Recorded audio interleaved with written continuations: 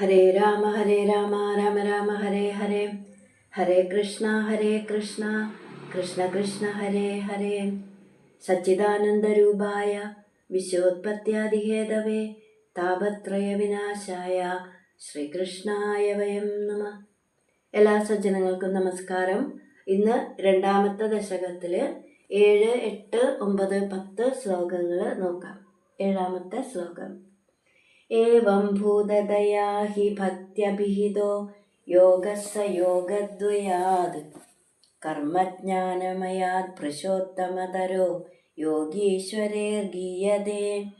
സൗന്ദര്യൈകരസാത്മകേ ത്വയി ഖലു പ്രേമപ്രകർഷാത്മിക ഭക്തിർനിശ്രമമേവ വിശ്വപുരുഷൈർലഭ്യാരമാവല്ലഭ. പദമുറിച്ച് വായിക്കാം. ഏവം ഭൂതദയാ ഹി ഭക്തി അഭിഹിതഃ ഭക്ത്യഭിഹിതോ യോഗഃ സ യോഗദ്വയാത് കർമ്മജ്ഞാനമയാത് പുരുഷോത്തമതരഃ യോഗീശ്വരൈർഗീയതേ സൗന്ദര്യ ഏകരസാത്മകേ ത്വയി ഖലു പ്രേമപ്രകർഷാത്മിക ഭക്തിഃ നിശ്രമമേവ വിശ്വപുരുഷൈഃ ലഭ്യാ രമാവല്ലഭ. ഈ ശ്ലോകത്തിൽ മേൽപ്പത്തൂര് ഭക്തിയുടെ മഹത്വത്തെ എടുത്തു പറയുകയാണ്.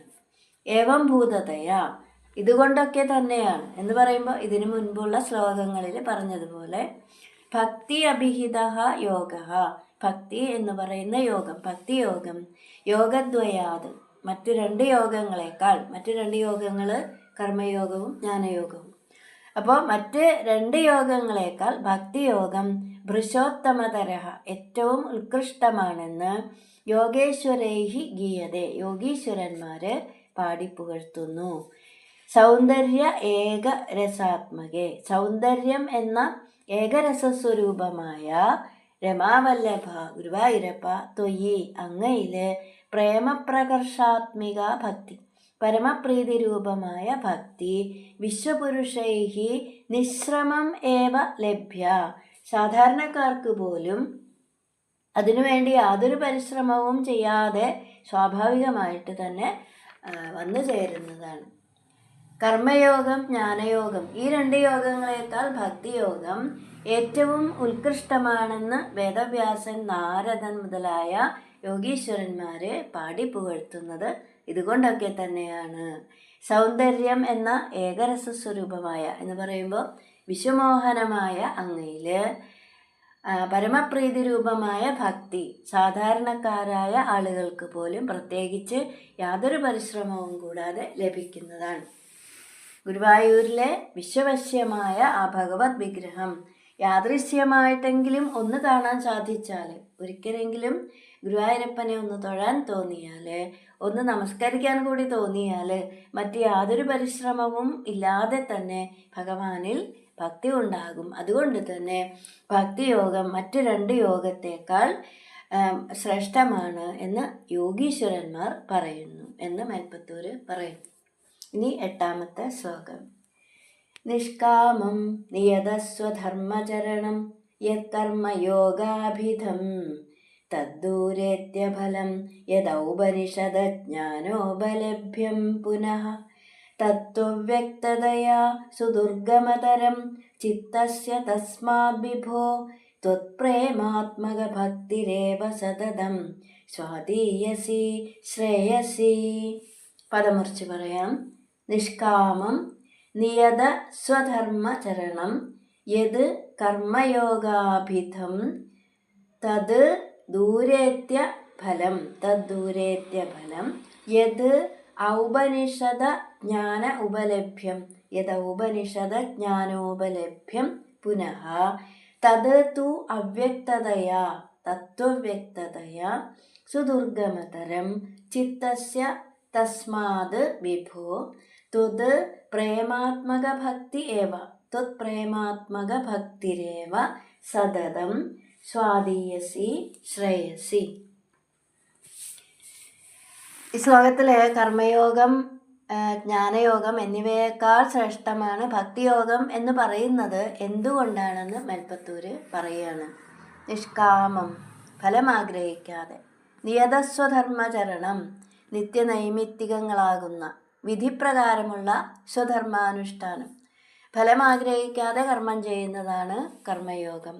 അപ്പോൾ അങ്ങനെയുള്ള ആ കർമ്മയോഗം, യത് കർമ്മയോഗാഭിധം, അങ്ങനെയുള്ള യാതൊന്നിനെയാണോ കർമ്മയോഗം എന്ന് പറയുന്നത്, തത് ദൂരേത്യ ഫലം, അത് വളരെ കാലം കഴിഞ്ഞ് മാത്രം ഫലം കിട്ടുന്നതാണ്.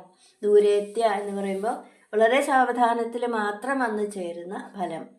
പുനഃ യത് ഉപനിഷദ ജ്ഞാന ഉപലഭ്യം, എന്നാൽ ഈ ഉപനിഷത്തുകളിൽ നിന്ന് കിട്ടുന്ന തത്വജ്ഞാനം, തത് തു അതാകട്ടെ അവ്യക്തതയാ, അവ്യക്തമാണ്, ചിത്തസ്യ സുദുർഗമതരം, മനസ്സിലാക്കാൻ വളരെ പ്രയാസമുള്ളതാണ്, തസ്മാത് അതുകൊണ്ട്, വിഭോ ഗുരുവായൂരപ്പ, ത്വത് പ്രേമാത്മക ഭക്തി ഏവ, അങ്ങയിലുള്ള അത്യധികമായ പ്രേമം, അങ്ങയോടുള്ള അവർണ്ണനീയമായ ഇഷ്ടം, അതിൽ നിന്നുണ്ടാകുന്ന ഭക്തി, അതുതന്നെയാണ് സതതം എല്ലായ്പ്പോഴും സ്വാധീയസി ശ്രേയസി, അതിമധുരവും ശ്രേയസ്കരവുമായിട്ടുള്ളത്.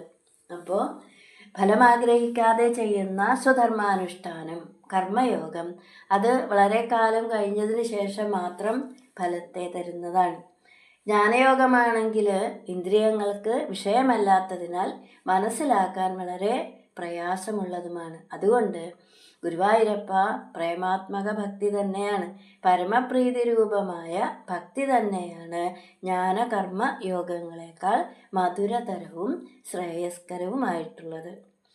ഭഗവത് കഥകൾ കേൾക്കുകയും കീർത്തനങ്ങൾ ചൊല്ലുകയും ചെയ്യുമ്പോഴുണ്ടാകുന്ന നിരന്തരമായ ഈശ്വരസ്മരണ മനുഷ്യ മനസ്സിനെ ഭഗവത് പാദങ്ങളിൽ ചേർത്ത് നിർത്തുന്നു. അത് മുക്തിക്ക് കാരണമാകുന്നു. അതുകൊണ്ട് തന്നെ ഭക്തിയോഗം മറ്റു 2 യോഗങ്ങളെക്കാൾ ശ്രേഷ്ഠമാണ് എന്ന് മേൽപ്പത്തൂര് പറയുന്നു. ഇനി 9ാമത്തെ ശ്ലോകം.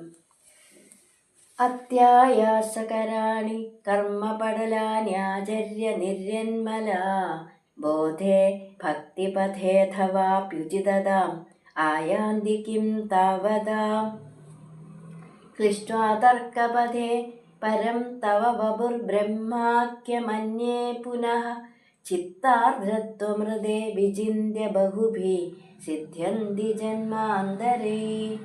പദമുറിച്ച് പറയാം.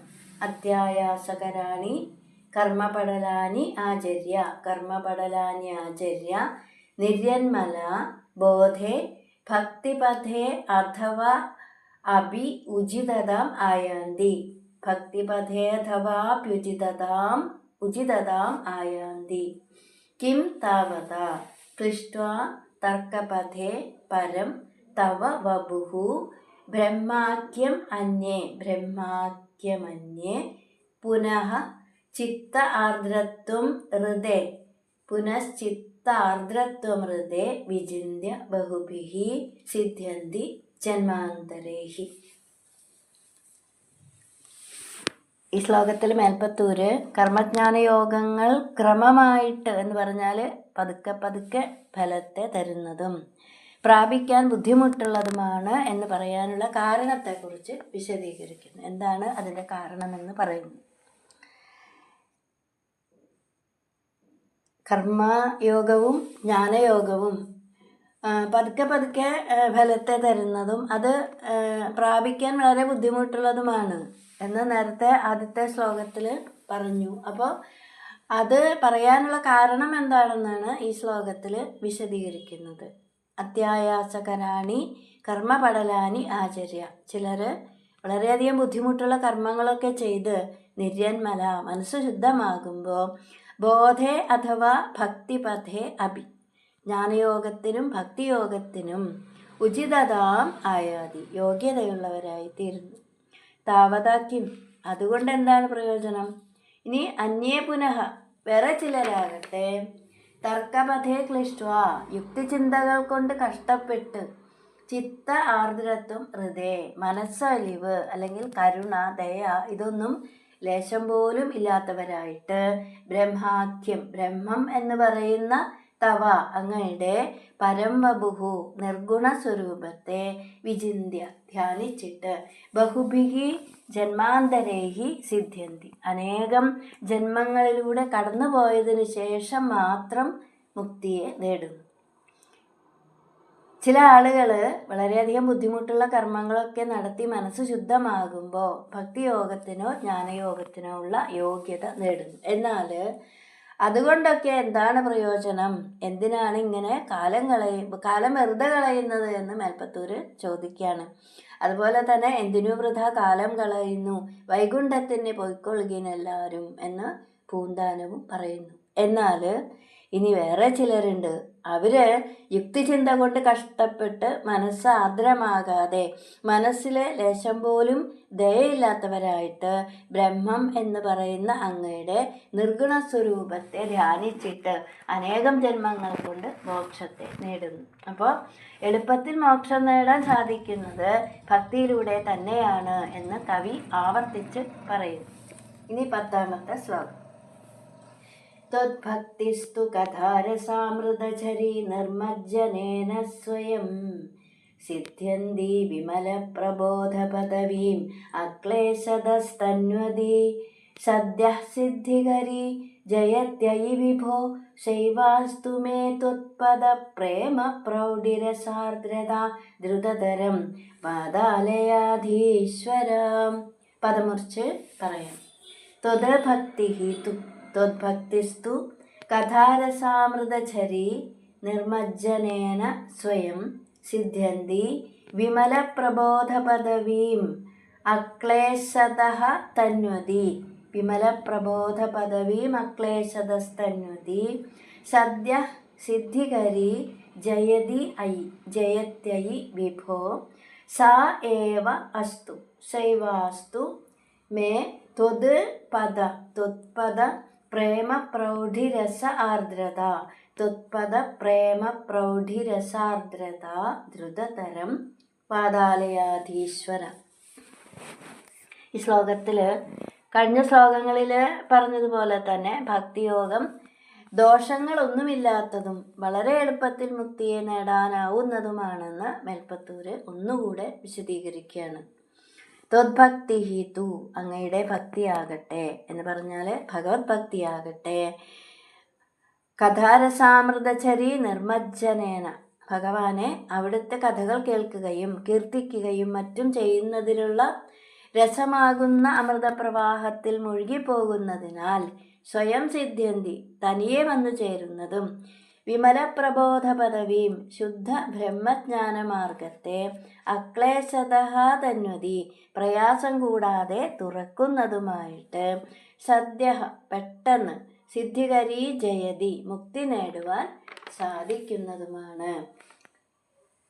ഐ വിഭോ വദാലയാധീശ്വര സർവഭൂത അന്തസ്ഥിതനായ ഗുരുവായൂരപ്പ ത്വത് പദ പ്രേമ പ്രൗഢിരസാർദ്രത ത്വത്പദ പ്രേമ പ്രൗഢിരസാർദ്രത അങ്ങയുടെ തൃപ്പാദങ്ങളിലുള്ള പ്രേമമാകുന്ന രസം കൊണ്ട് മനസ്സലിയുക എന്ന സാ ഏവ ആ ഭക്തി ഒന്ന് തന്നെ മേ ദ്രുതതരം അസ്തു എന്നിൽ എത്രയും പെട്ടെന്ന് ഉണ്ടാകണേ. കൃഷ്ണേ ഭക്തിരജഞ്ചലാസ്തു ഭഗവൻ ഹേ കൃഷ്ണ തുഭ്യം നമ. മേൽപ്പത്തൂർ. ഭഗവാന്റെ കഥകൾ പറയുകയും കേൾക്കുകയും ചെയ്യുന്നവരുടെ മനസ്സ് പതുക്കെ പതുക്കെ ആനന്ദസ്വരൂപനായ ഭഗവാനിൽ ലയിക്കും. അങ്ങനെ ആ കഥകളും കീർത്തനങ്ങളും കേൾക്കുമ്പോഴുണ്ടാകുന്ന രസം കൊണ്ട് ആർദ്രമാകുന്ന മനുഷ്യ മനസ്സ് മനോമാലിന്യമെല്ലാം അകന്ന് പരിശുദ്ധമാകുന്നതിനാൽ ഭക്തി താനേ വന്നു ചേരും. ഭക്തിയിലൂടെ ജ്ഞാനവും തദ്വാര വൈരാഗ്യവും ഉണ്ടാകുന്നു. അത് മോക്ഷത്തിലേക്ക് വഴിയൊരുക്കുന്നു. അതുകൊണ്ട് തന്നെ ഭക്തിമാർഗം അഥവാ ഭക്തിയോഗമാണ് ഏറ്റവും ശ്രേഷ്ഠമായത് എന്ന് മേൽപ്പത്തൂര് പറയുന്നു. 2ാമത്തെ ദശകം ഇവിടെ പറഞ്ഞു നിർത്താണ്. ഈ ദശകം ശ്രദ്ധയോടെ ശ്രവിച്ച എല്ലാവർക്കും ഗുരുവായൂരപ്പൻ്റെ അനുഗ്രഹമുണ്ടാവട്ടെ എന്ന് പ്രാർത്ഥിക്കുന്നു. ഹരേ കൃഷ്ണ.